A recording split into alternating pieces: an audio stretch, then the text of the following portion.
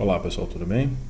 Vamos dar início então à segunda aula de métodos aplicados de matemática 2, tá? Onde a gente vai falar basicamente de solução em torno de pontos ordinários, tá? Na última aula a gente começou a falar disso já, na verdade, né? Mas não cuidando para saber se eram ou não pontos ordinários, e também a gente falou de equações de primeira ordem apenas, tá? Então vamos lá, vamos trabalhar com equações de ordem maior, no caso aqui de segunda ordem. Então, o que a gente vai fazer? A primeira coisa que a gente vai lembrar, tá? Que na aula passada, tá? A gente resolveu esse problema, que era o problema de primeira ordem, tá? Achamos uma solução por série de potências, tá? A solução é suposta no primeiro momento Cn, x na n, né? E a gente faz aquilo, né, de substituir na equação diferencial, tá? Cuidando sempre, né, para que a derivada, né, tome uma outra forma, ali vai aumentar vai começar em 1, vai ser x na n menos 1 e assim por diante. Essas coisas básicas que nós vimos na última aula. Nesse caso específico, tá, a solução ficou, tá, um C0, tá, uma constante inicial, vezes o somatório de x na 2k sobre k fatorial. Esse foi, se eu não me engano, um dos exemplos, não, talvez o último exemplo da aula passada. Tá? A verdade é que, claro, a gente já sabia, né, que por se tratar de uma equação diferencial bem simples, de primeira ordem, né, a gente poderia ter por outro método encontrado essa solução, tá? E a solução era e elevado a x². Tudo bem? Então, a pergunta que fica é como é que a gente faz, tá? No momento que a gente sabe já quem é a solução, né? Como é que a gente faz para avaliar isso? Como é que a gente faz para computar isso, tá? Existem várias maneiras, obviamente, vocês podem avaliar em vários softwares, enfim, hoje em dia isso é bem acessível, na verdade, tá? Mas eu vou mostrar uma das maneiras para vocês, tá? Utilizando o Python, tá? Então, para que eu mostre isso, né? A gente vai ter que, obviamente, ir para a tela do Python, tá? Então, aqui é só um exemplo, né? Nada demais. Então, vamos lá. Tá, pessoal, aqui na tela do Python, tá? Só para colocar algumas coisas para quem nunca viu, tá? Então, primeiro, esse é o Python. Hoje em dia é um software livre, obviamente, tá? Eu trabalho com ele faz um certo tempo. Eu julgo ser uma das linguagens mais simples, né? Mais de alto nível, a gente chama, né? Alto nível é quando a linguagem se aproxima mais da linguagem do ser humano, tá? E eu vou mostrar aqui como eu uso o Python. Vocês podem usar de outra maneira, tá? Eu, por exemplo, eu instalei o Python no meu computador, tá? O Python 3.7, tá? Eu uso uma IDE, que é o Spyder, tá? Que vocês estão vendo lá em cima, à esquerda. O Spyder, existem tantas ideias, tá? Essas interfaces para trabalhar com Python, existem inúmeros. Existe o PyCharm, o próprio Spyder, vocês podem trabalhar online com o Colab, vocês podem usar o Jupyter Notebook, enfim, tem vários, tá? Eu gosto de usar no meu computador o Spyder, tá? Mas enfim, usem aí que vocês quiserem, tá? E aí aqui vai abrir uma janelinha e a gente vai poder programar, tá? Então, algumas coisas, né? Existem bibliotecas no Python que a gente pode usar, tá? Eu estou usando aqui algumas delas, tá? Eu importei a Match, tá? Porque eu vou usar alguma coisa de matemática ali, quando tu passa ali o mouse por cima da palavra, ele repete onde tu usou, tá? Eu uso NumPy, tá? Porque, enfim, NumPy é bom para quando a gente tem que trabalhar com um vetor, definir um domínio, como eu fiz ali, e assim por diante, tá? E Matplotlib, tá? Que é a biblioteca que eu uso, tá? Para gráficos, tudo bem? Então aqui eu coloco o nome da biblioteca, como eu vou chamar ela, né? Por exemplo, NumPy as NP e assim por diante, tá? Matplotlib como PLT e aí assim a gente vai fazendo, tá?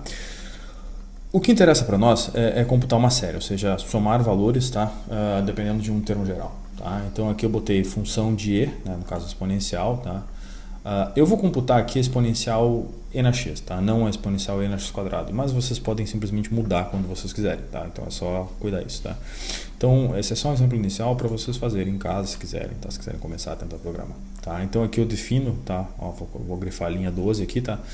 Eu defino essa função que obviamente vai depender do x e vai depender desse n, que n é quantas vezes eu vou, ou qual é o índice que eu vou somar. Se eu vou somar somatório até 1, até 2, até 3, até 10, até 200 e assim por diante, tá? A gente sabe que o somatório é infinito, mas a gente vai ter que escolher um n, né? Para que a gente possa de fato, né? Somar, tudo bem? Então assim, a soma começa em 0, tá? E aí eu começo, né? For i in range ali, se vocês olharem, tá? Vai aparecer aqui soma, tá? Eu chamei de soma começando em 0, tá? Depois eu fiz esse símbolo de mais e igual para dizer que eu vou ir somando, tá? E aqui quem eu vou ir somando, tá? No caso aqui o meu termo geral, tudo bem? Então aqui é esse 2 asterisco, quer dizer potência, tá? Então é x na potência i, tá? Dividido por match fatorial, tá? Fatorial de i, tudo bem? Esse match fatorial é só porque eu estou usando a biblioteca match, porque é para ele entender o que é o fatorial, tá? Ele tem gravadinho lá o que é. E aí para n caras ele me retorna a soma. Então se eu escrever, por exemplo, e na x de 2, ele vai ter somado 2 vezes. E na x de 10, ele vai ter somado 10 termos, e assim por diante, tá? Tudo bem? Por fim aqui, só para plotar e mostrar para vocês o gráfico, tá? Antes de qualquer coisa, a gente pode vir aqui embaixo na linha de comando, né? Pode escrever aqui, sei lá, função de e. Eu vou colocar x igual a 1, tá? Porque eu sei que e na 1 é 2,718 e assim por diante, tá? E vou colocar aqui, sei lá, somar 2 termos apenas, tá? Ele vai me devolver o valor 2, tá?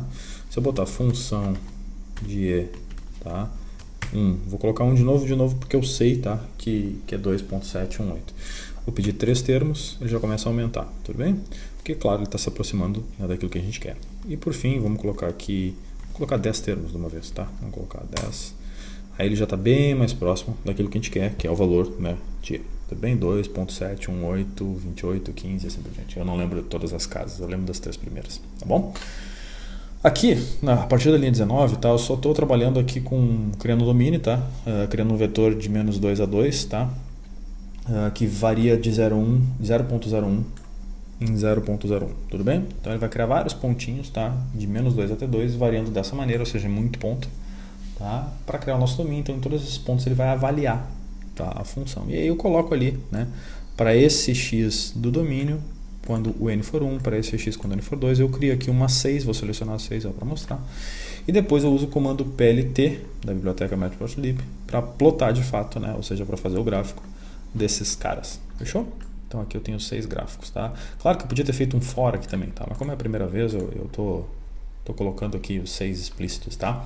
Então, no momento que eu tenho já a definição da função, tá? Que eu tenho domínio e que eu tenho, por exemplo, 6 casos, né? O somatório para n igual a 1, para n igual a 2, para n igual a 3, n igual a 4, 5 e 6, assim por diante, tá? Eu só aperto F5 ou vou no executar arquivo, tá? Para dar tudo certo. E aí ele vai ter que gerar para nós, tá? Tudo bem? Um gráfico com 5 caras, tudo bem? A linha horizontal em azul aqui, tá? É o primeiro, tá? Quando a potência ali ou melhor, quando a potência é a menor possível, tá? A gente só vai ter o termo 1, tá? Depois a gente vai ter, o próximo vai ser essa reta em laranja, tá? Tudo bem? E aí ele vai aumentando os termos e aí ele vai se aproximando, tá? Daquilo que vem a ser a nossa exponencial. Tudo bem? Claro, né? Isso aqui é um somatório em potências de x, tá? Então é natural, tá? Deixa eu abrir a janela de novo. É natural que esse gráfico aqui fique alternando entre funções com potência par e potência ímpar, né? Então aqui vocês vão ver que tem uma que é uma parábola, depois vocês vão ver que tem uma que vai aparecer uma cúbica e assim por diante, tá? Mas no fim das contas, quando esse n for muito grande, eu fiz só 6 aqui, mas quando ele for muito grande, ele vai se aproximar, tá? Da exponencial de x. Tudo bem? Então esse aqui é o gráfico do nosso resultado, tá? E vocês podem fazer. Se vocês quiserem fazer para ENA 2x, tá? Basta vir aqui onde está o i e trocar por 2. Tudo bem? Que é no caso do exemplo anterior, mas vou deixar para vocês fazerem aí. Pode copiar e assim por diante. Tudo bem? Então tá, eu vou deixar na descrição do vídeo esse código, tá? Vocês podem dar simplesmente Ctrl+C, Ctrl+V e usar ele, tá bom? Voltando então aqui para nossa aula, tá? A gente vai ter o seguinte. No momento que a gente sabe avaliar isso, tá? Já avaliou essa função específica, a gente pode plotar ela, né, para ter uma noção do que ela vem a ser. Eu já fiz isso no Python, mas vou mostrar aqui, vou repetir. Essas funções aproximadas, né, elas chegam e tomam mais ou menos esse comportamento. Tudo bem? Bom, o que vem a ser soluções em torno de pontos ordinários e pontos singulares, tá? A gente vai trabalhar basicamente, tá, agora nessa aula com solução em torno de pontos ordinários, tá? Mas a gente vai também falar já de o que são os pontos singulares e o que a gente tem que fazer, né, nada mais ou menos, para reconhecer ambos os casos, tá? Uma outra nomenclatura para ordinários é não singulares, tá? Mas é meio óbvio. Então vamos para a definição. O que vem a ser isso, tá? O seguinte, a gente vai dizer que x0, tá, é um ponto ordinário se P de x e Q de x são analíticas em x0. Tá? Mas quem é P, quem é Q? Vamos com calma. Tá? A gente vai supor, tá, para uma EDO de ordem 2, tá, dessa forma, ou seja, uma função de x que a gente vai chamar de A2, multiplica y duas linhas, uma A1 que multiplica y', uma A0 que multiplica y, só y, sem ou derivada de ordem 0, se quiserem assim. Tudo bem? No momento que eu passo dividindo esse A2, tá, para ficar com y duas linhas, perdão, isolado, né, vamos chamar assim, no momento que eu passo esse A2 dividindo, tá, eu vou criar, tá, em outras palavras, duas funções, né, quando a gente realiza essa divisão, essas funções racionais, tá, vou chamar de P e de Q. Tudo bem? E aí, claro, vai ficar meio que óbvio para nós, tá? Que no momento em que P ou Q, né, tiverem pontos singulares, ou seja, obtiverem divisões por zero, né, ou tiverem uma situação de divisão por zero, muito provavelmente aqueles pontos serão pontos singulares. Tudo bem? Então, o que a gente faz?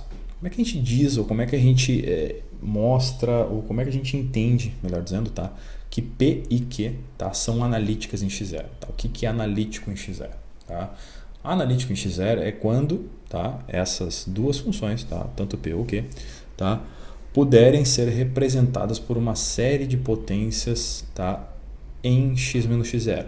Tá? Quando eu digo em x menos x0, eu estou dizendo em torno de x0. Tá? E ali, para terminar, com um raio de convergência positivo. Tá? Ou seja, a gente não está falando só daquele ponto. Tudo bem? Sei lá, raio igual a 2, raio igual a 1 e assim por diante. Tá bom? Como é que a gente vê isso? Como é que a gente faz isso? Bom, cada caso é um caso. A gente vai ver agora. Tudo bem? Para que a gente entenda isso, tá? O que a gente vai primeiro precisar fazer é olhar direto para exemplos, tá? Então vamos supor que eu tenho esse exemplo aqui, tá? Eu vou pegar alguns exemplos do livro, tá? Porque, enfim, eles precisam ser melhor explicados do que o que estão lá. Então imagina que eu tenho x, tá? Vezes y duas linhas, tá? Mais seno de x vezes y igual a zero. Tá? A gente olha para esse ADO, tá? De ordem 2, tá? E a gente vai fazer exatamente o que a gente fez antes aqui. A gente vai passar, né, o A2, que no caso é só o x, dividindo. E quando a gente divide seno de x sobre x, tá, a gente fica se perguntando, pronto, zero é ponto singular. Tá? Mas essa seno de x sobre x, se vocês pararem para pensar, ela é a minha q. Por que q? Porque é a função que multiplica y. Tá? E eu vou me perguntar, será que seno de x sobre x não pode ser representado por uma série de potências em torno de x0 igual a zero, ou em torno de zero? A pergunta que fica é essa. Bom, primeiro, vocês sabem que seno de x pode ser representado sim por uma série de potências. Tudo bem? E quando vocês fazem isso, ou quando vocês lembram disso, essa série de potências representa seno de x em torno de x igual a zero, tá? A gente vai se dar conta que, bom, para virar a minha q, basta que eu divida por x, ou multiplique toda a série por 1 sobre x. Tá? E quando a gente faz isso, tá? A gente se dá conta que estamos falando da nossa q, e quando a gente vê isso, bom, tem uma potênciazinha de x lá, que é o x na 2n mais 1, que eu vou cortar com aquele x, tá? Porque ela está em todos os termos da série, não preciso me preocupar com isso. Tá? E aí eu vou ter uma representação um pouquinho diferente, tá? Ou seja, vai cair aquela potência lá, vai cair 1 naquela potência, tá? Eu vou ter essa série, que se eu expandir, tá? Vai ficar muito similar à anterior, a diferença é que vai cair um valor de x, tá? E aí, essa série que eu estou vendo aqui no lado direito, tá? Ela é uma série que eu consigo, em outras palavras, né, me perguntar, olha, quando o x for zero, quanto vale essa série? Vale 1. Tá? Ou seja, o limite para quando o x tende a zero tem que ser 1. Né? E aqui cabe uma observação muito legal, porque quando a gente trabalha lá com o teorema do confronto, lá no cálculo 1, no primeiro, quando a gente começa a estudar cálculo, antes da conta, a gente faz toda uma conta, né, analítica para demonstrar, né, que o limite de seno de x sobre o x quando o x tende a zero é 1. Aí se a gente usa a teoria de série de potências, isso é óbvio, né? Porque a gente expande em série de potências e dá conta, olha, tem que ser 1. Né? Eu simplesmente, né, só dividir por x ali e ponto final, acabou. Tudo bem? Então, essa série aqui, tá? Não tem problema nenhum, eu posso expandir ela em torno de x0 igual a zero, tá? Que eu tenho a resposta, em outras palavras, eu tenho como avaliar. E isso me dá, eu consigo me dar conta a partir disso, tá? Que não só existe a série de potências, né, em torno de x0, como eu consigo avaliar naquele ponto, e isso é um ponto ordinário, ou seja, x0 igual a zero, que era o único candidato a ser ponto singular. Na verdade, ele não é ponto singular, é um ponto ordinário. Tá? Por quê? Porque ela é analítica em x0 igual a zero. Tudo bem? Nesse caso, tá? Só para repetir, tá aí, x0 igual a zero é um ponto ordinário dessa equação diferencial. Tá? E os outros todos também, né? Na verdade, x0 igual a 1, x0 igual a 2 e assim por diante vão ser também. Tranquilo? Vou pegar um outro exemplo, tá? Aqui eu não tenho ninguém para passar dividindo, y duas linhas mais logaritmo natural de x vezes y igual a zero, tá?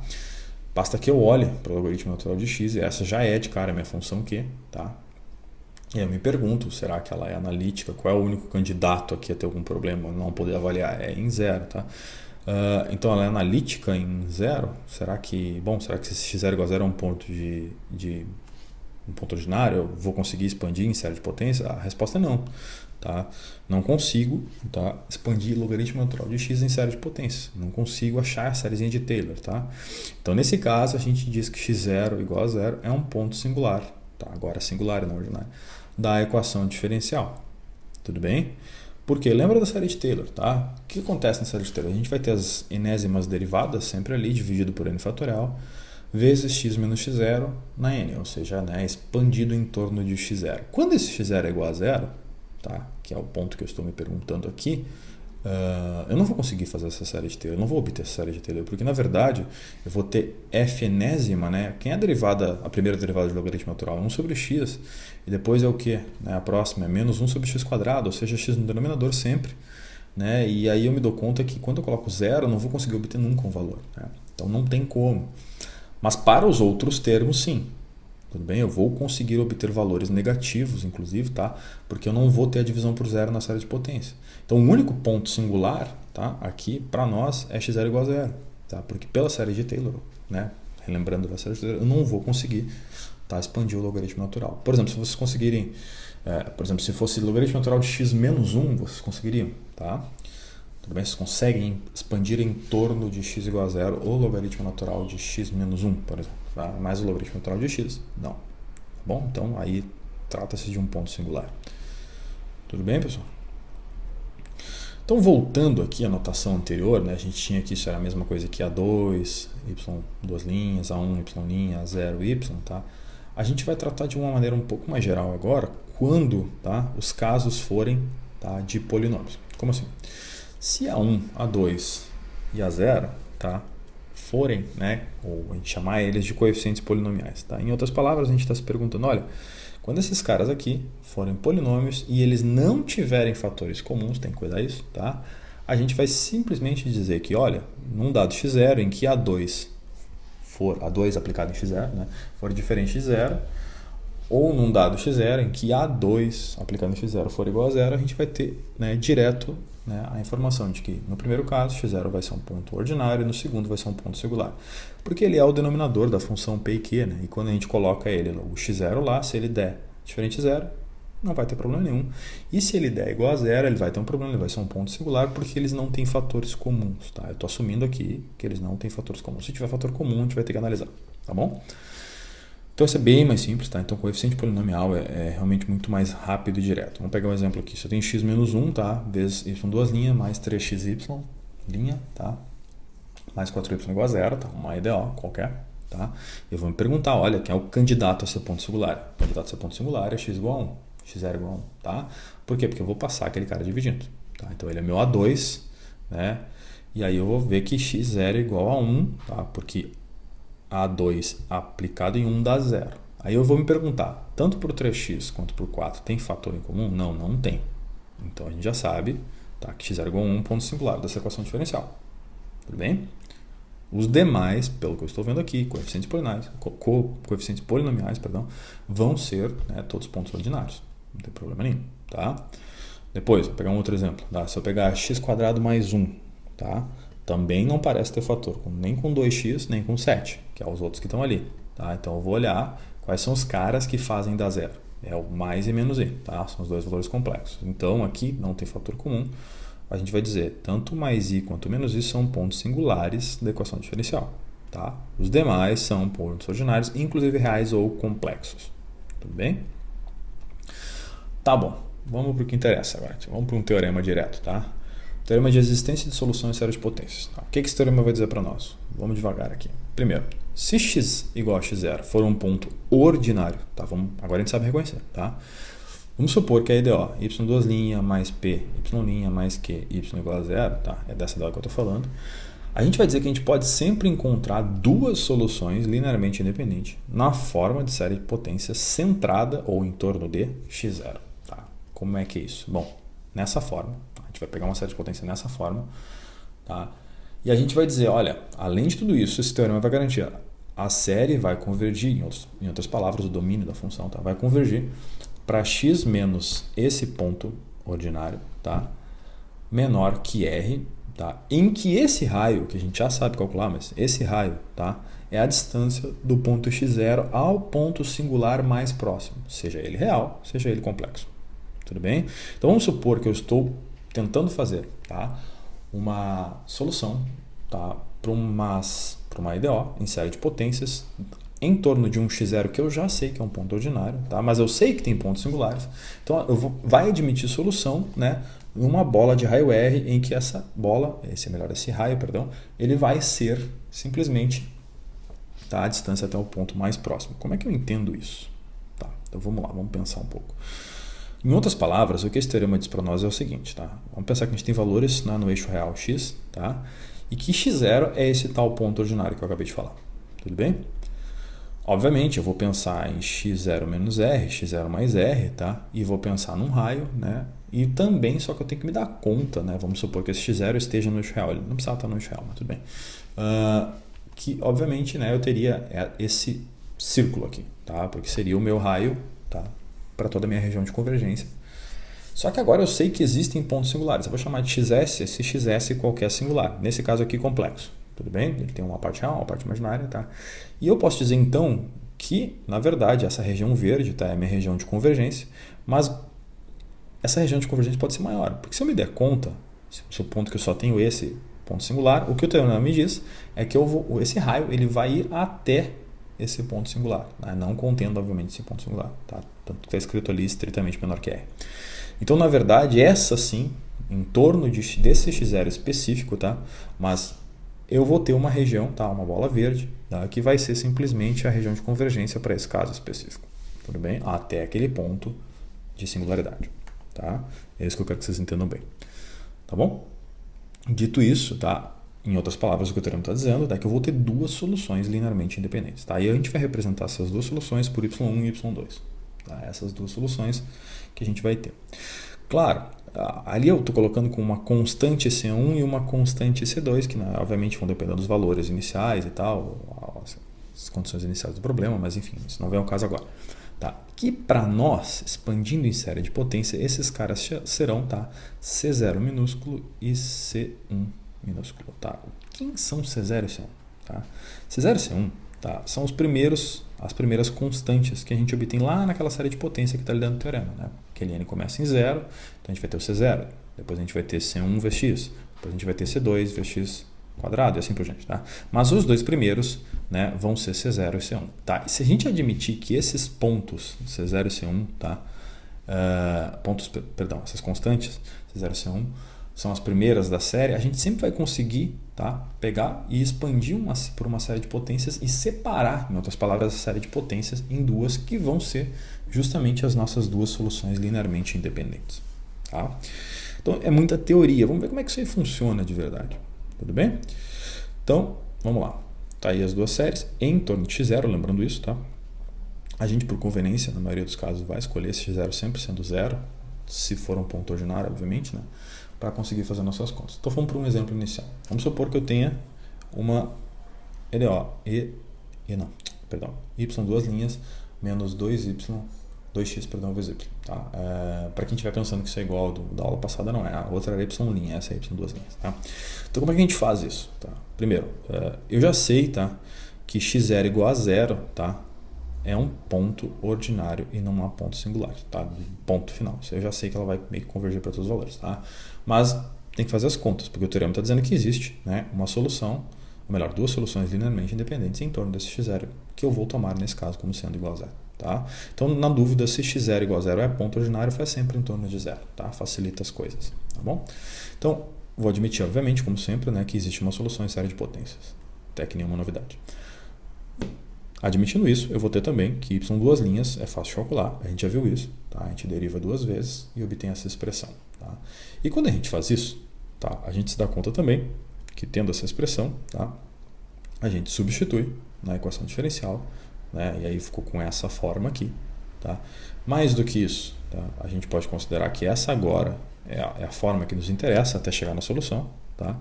E o que a gente precisa fazer aqui é seguir fazendo conta. Né? Para seguir fazendo essas contas, né, eu vou pegar aquele 2x ali, menos 2x que multiplica a segunda. Né? Acho que já dá para passar para dentro ali, né? Vai aumentar 1 na potência de x, vai ter uma constante 2 ali dentro.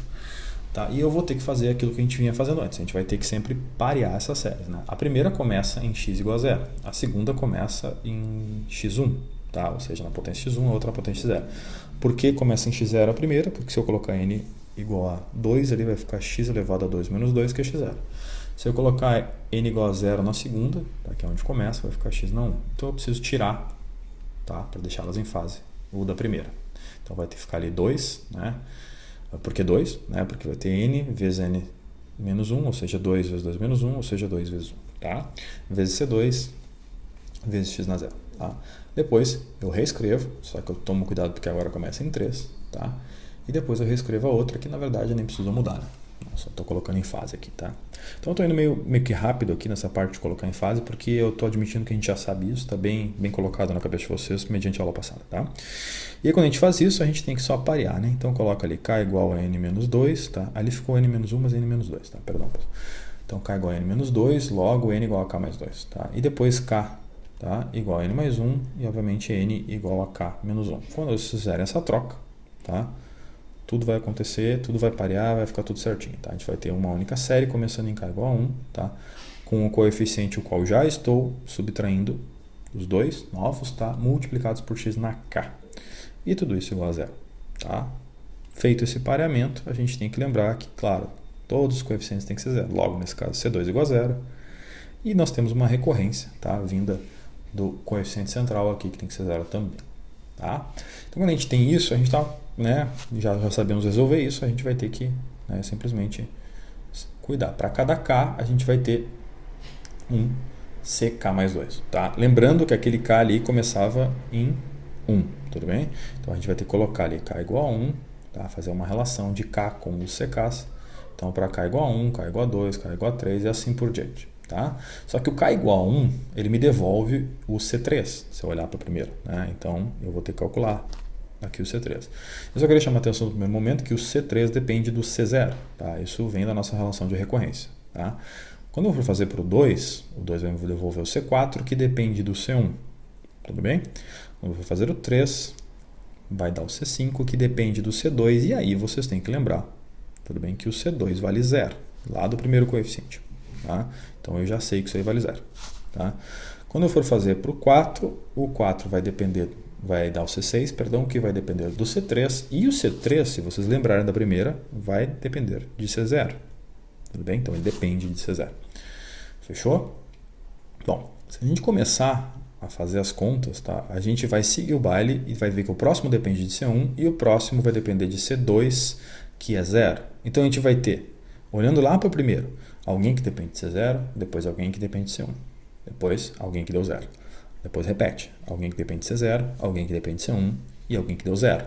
Adivinha o que vai acontecer se a gente ficar fazendo isso? Vai dar de novo alguém que depende de C0, alguém que depende de C1 e de novo um 0. Tudo bem? Então, claro, eu não vou fazer todos aqui, mas vocês podem fazer se quiserem, tá? E a gente vai ter esse padrão, vamos chamar assim. Tudo bem? Então, a gente já pode começar a tentar escrever aquilo que vem a ser a nossa solução, tá? A nossa solução é essa aí, como sempre, né? Só que agora a gente tem uma ideia, pelo menos, de quem são os caras, né? Então, a gente sabe que C2, C5, né? Então, assim, é 2 caras e 0. 2 caras e 0. E assim vai. Então, ó, C1, C0, C1, depois C2, 0. C3, C4, depois C5, 0 e assim por diante. Depois C8 vai ser 0, depois C11 vai ser 0 e assim por diante, tá? Então, a gente já pode anular esses termos, tá? Quando a gente fizer isso, tá, e já substituir cada um dos valores, a gente vai ter uma série desse jeito aqui, tá? Essa série, tá, ela vai depender, se vocês tomarem cuidado, ela vai depender sempre de C0 ou de C1, de C0 ou de C1. Isso mostra, tá, que a nossa solução para CDO de ordem 2, tá, de fato, vai nos dar, quando a gente isolar C0 e C1, vai nos dar duas séries de potências, tá, linearmente independentes, porque uma delas e a outra, uma depende de C0, a outra depende de C1, e a gente pode tomar C0 e C1 como a gente quiser, a menos que, né, a gente tenha umas condições iniciais aí, não é o caso aqui, mas, entendeu? Dependendo de C0 e C1, essas séries vão ser LI, tá? Então, quando a gente segue o baile aqui, a gente reescreve esses caras, a gente dá conta disso que eu estou falando, tá? Vou destacar aqui os termos que dependem de C0 e os que dependem de C1 em verde, tá? Então, a gente vai ter mais ou menos esse padrãozinho, tá? Uma vez que a gente tem esse padrão, a gente coloca aqui, né, em outras palavras, eu vou tentar, né, fazer com vocês aqui de uma maneira que a gente consiga enxergar o que está acontecendo. Tá? Então, isolando C0, tá? E isolando C1. Tá? Então, por isso vai ter uma série, vamos chamar de uma série branca, outra em verde, tá? Só para ficar claro. E a gente precisa, se possível for, tá? E eu digo se possível for, no sentido de que haverão exemplos, inclusive vai ter um na aula de hoje, em que a gente nem sempre vai achar um padrão, tá? O padrão, assim, às vezes ele não é óbvio, às vezes ele nem existe, tá? Então o que a gente precisa fazer? A gente vai fazer o seguinte, tentar achar o padrão, tá? E para achar o padrão eu sugiro fortemente que vocês não saiam multiplicando esses números ou cancelando o que der para cancelar para tentar entender o padrão. Fechou? Então eu vou bem devagar aqui. Olhando para a primeira série, tá? Eu já sei uma coisa. Ela tem um C0 que multiplica todo mundo. O que mais? Se eu tentar escrever ela, tá? Como uma série que depende de K começando em 1, tá? O que vai acontecer? Eu consigo ver claramente que as potências vão de 3 em 3, tá? Então eu sei, por exemplo, né, que as potências vão de 3 em 3 e que também esses coeficientes têm 2, depois tem 2 vezes 2, depois tem 2 vezes 2 vezes 2. Então, claramente, né, na medida que aumenta os meus termos, tá? Eu vou ter sempre um 2 na K, tá? Tudo bem? Então, para K começando em 1, pode ver que tem primeiro 2, depois tem 2 vezes 2 e assim vai, tá? Depois eu consigo ver também, tá, que a potência, tá, é 3 na K. Tá, 3 na K não, 3K, perdão. Por quê? Porque para K igual a 1 vai dar 3, para K igual a 2 vai dar 6, para K igual a 3 vai dar 9. Então eu vou ver que eu tenho x na 3, x na 6, x na 9 e assim por diante. Tá? Agora, para tentar entender o resto, não é tão simples assim, mas eu posso tentar. Por exemplo, quando eu olho para o primeiro denominador, eu tenho 3 vezes 2, tá? E eu posso pensar que poderia ser um 3 fatorial, né? Até, inclusive, faltaria 1, vamos pensar assim, né? Quando eu olho para o outro denominador, eu tenho 6 vezes 5 vezes 3 vezes 2, e aí eu vou me dar conta que, olha, isso seria um fatorial, né? Mas falta um 4 ali para ser um fatorial, né? Então, olha, na primeira falta um 1 para ser um fatorial, na segunda falta um 4 para ser um fatorial. Vamos olhar para a terceira. A terceira é como se fosse 9 vezes 8, mas falta um 7 para ser fatorial. E continua faltando aquele 4 e aquele 1. Tudo bem? Adivinha o que vai acontecer na próxima? Tá? Na próxima vai ser 12 vezes 11, vai faltar quem? Vai faltar o 10, depois vai ser 9, depois 8, depois vai faltar o 7. Então falta o 1, o 4, o 7, entendeu? O 10 e por aí vai. Então vai faltando, né? A cada 2 falta 1, tá? Então a gente pode escrever isso, né, como um fatorial, né, 3 na K, né, não está completo ainda porque faltam esses termos, né? Como a gente vai repor esses termos? Bom, a gente multiplica, né, o 4, o 1, o 7 embaixo, né, mas a gente faz eles aparecerem em cima também. Então tem que cuidar porque em cima, né, eu vou ter termos que vão ser exatamente esses. Eu vou ter o 1, o 4, o 7 até o 3K menos 2. Tá? Por que o 3K menos 2? Em cada caso, tá, vamos supor ali, vamos pegar a terceira fração, tá? 9 vezes 8, tá? Depois falta o 7, 6, 5, falta o 4, 3, 2, falta 1, tá? O K faz eu começar o fatorial, tá? Se o K for 3, porque eu estou na terceira fração, faz eu começar o fatorial em 9. Né? E o próximo termo que falta é 2 abaixo do 9. Então, por isso, 3K menos 2 em cima. Tá? Então, a gente vai retirar esses termos. Para retirar esses termos, a gente precisa multiplicar em cima por eles. Tudo bem? E acabou, né? Se a gente fizer isso, está pronta a nossa série. Tá? Não é simples, tá? Não é trivial. Né?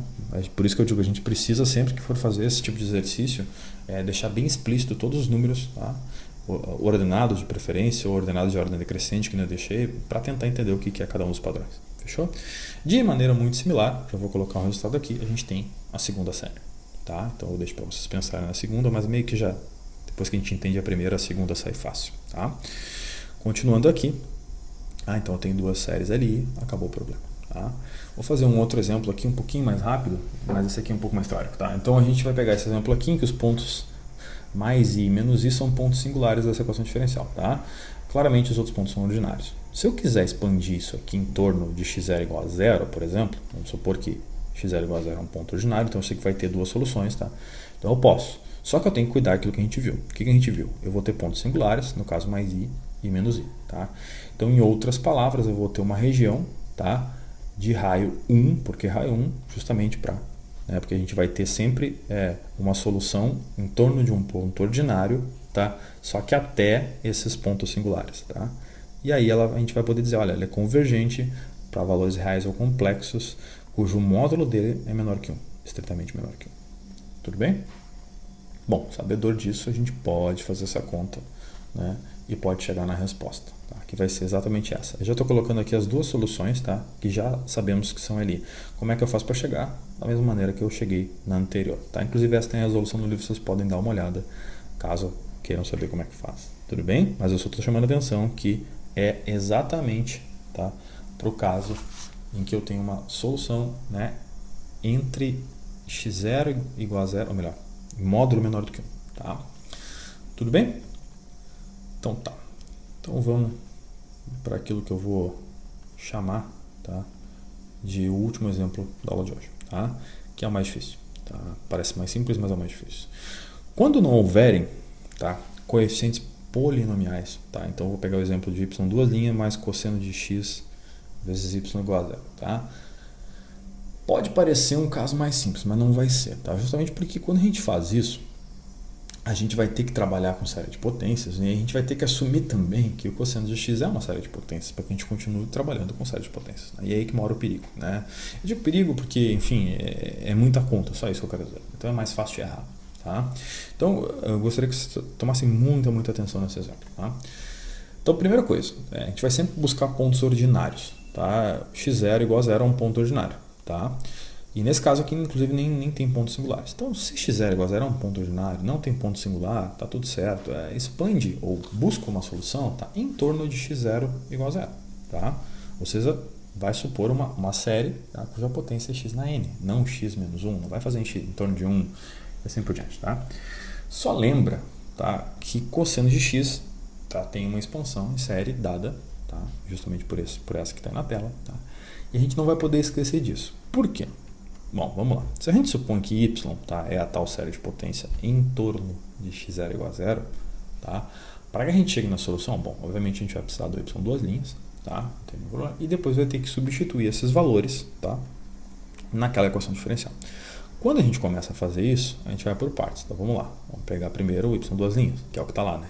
Depois a gente vai somar com o cosseno de x. Só que quando a gente for somar com o cosseno de x, para que isso tudo tenha sentido, a gente vai ter que usar quem? A gente vai ter que usar a série de potências do cosseno, isso mesmo. Tudo bem? E, obviamente, por fim, né, esse cosseno de x está multiplicado por y, então tem que multiplicar pela série que eu estou assumindo ser a minha solução. Tá bom? Bom, quando a gente se dá conta do que a gente acabou de fazer, a gente também já começa a se dar conta, né, que o buraco é mais embaixo, porque eu tenho uma multiplicação de duas séries. Tá? Como é que a gente faz isso, professor? Vamos lá, vamos por partes. Tá? Primeira coisa, a gente vai, nesse caso, tomar uma atitude um pouquinho diferente, tá? Para tentar entender. Então, primeiro você vai expandir a primeira série, aquela que vem a ser a série da segunda derivada. Tá? Tenta expandir, sei lá, 4 ou 5 termos, como eu fiz aqui. Tá? Por quê? Porque depois você vai tentar, daí eu digo tentar encontrar um padrão, não quer dizer que você vai encontrar um padrão, mas a gente vai precisar desses termos. Tá?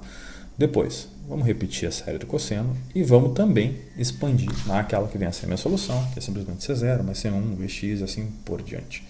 E também não podemos nos esquecer que isso tudo é igual a zero. Tá? Quando a gente faz isso, a gente tem uma nova equação equivalente, vamos dizer assim, só que essa é a nossa equação diferencial, a qual a gente sabe que tem que dar zero. A qual a gente sabe, inclusive, que todos os coeficientes têm que dar zero. Tá? Bom, sabendo disso, né, a gente vai ter que começar a montar uma série, tá, coeficiente por coeficiente. Quando eu digo coeficiente por coeficiente, eu estou dizendo o cara que não multiplica ninguém, o cara que multiplica x, o cara que multiplica x quadrado e assim por diante. Tudo bem? Então vamos por partes. Tá? Eu vou colocar aqui primeiro o cara que não multiplica ninguém. É muito fácil fazer isso. Tá? Vamos lá. Por quê? Porque lá na primeira tem um 2C2. Tudo bem? E lá na primeira não tem mais nenhum que é independente de x. Né? E da multiplicação, tá, dessas duas séries de sequentes, eu vou ter 1 vezes C0, tá? Que é o que aparece ali no primeiro termo com o primeiro termo. Depois, primeiro com o segundo ou segundo com o primeiro, essa multiplicação já vai ter no mínimo x, então não adianta. Tudo bem? Depois eu vou somar aquilo que multiplica x. Para somar o que multiplica x, eu vou pegar o 6C3 da primeira, tá? E aí eu vou ter que cuidar para ver quem é que multiplica x na segunda. Então, para fazer essa conta, a gente vai ter 1 vezes C1 de x. Tudo bem?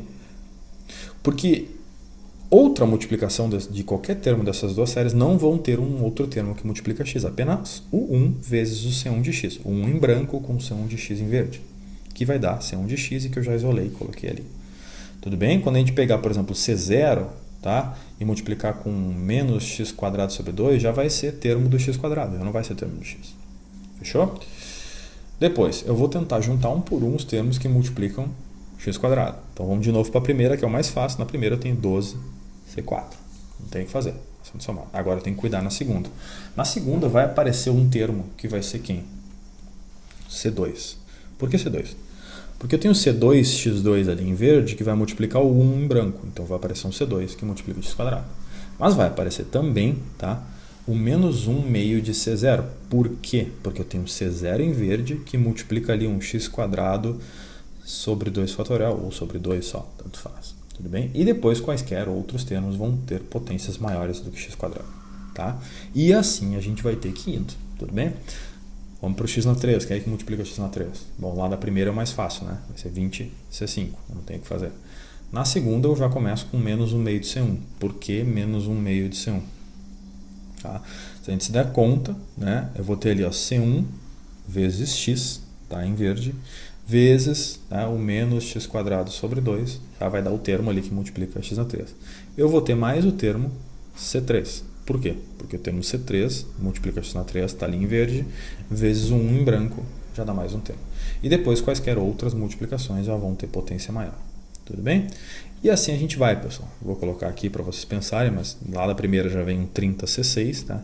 Vezes x na 4, depois ali um menos 1 meio de C2, tá? Por que menos 1 meio de C2? Porque eu tenho C2x2 em verde, vezes menos x² sobre 2, aí já tem um termo com x na 4, e depois eu vou ter ali mais um C4, tudo bem? Que multiplica o x na 4 e o 1 da primeira série, e por aí vai, tá bom?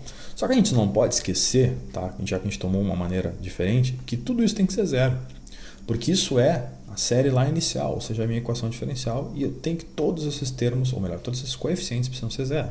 Então a gente já sabe que o primeiro coeficiente tem que ser zero, o segundo também, o terceiro, o quarto, o quinto e assim por diante, tá? E quando eu me dou conta disso, tá, eu me dou conta também que, bom, eu vou ter uma recorrência meio direta, óbvia, de todos esses caras sendo zero.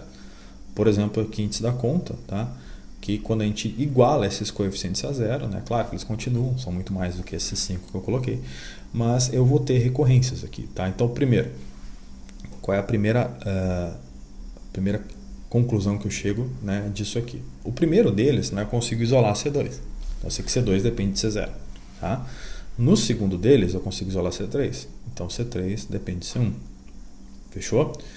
No terceiro, eu consigo isolar C4.